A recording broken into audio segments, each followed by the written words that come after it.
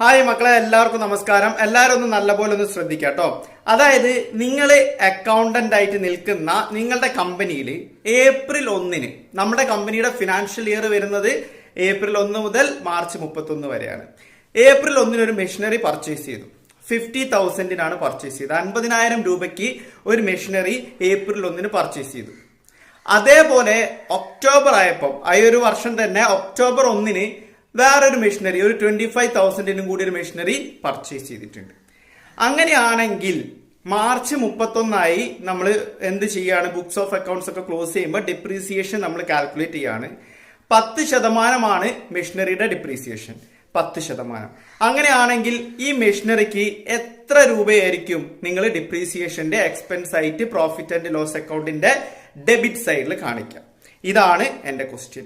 ഒന്ന് എല്ലാവരും ആലോചിച്ച് കറക്റ്റ് ആൻസർ ഒന്ന് കമന്റ് ആയിട്ട് അറിയിക്കാം.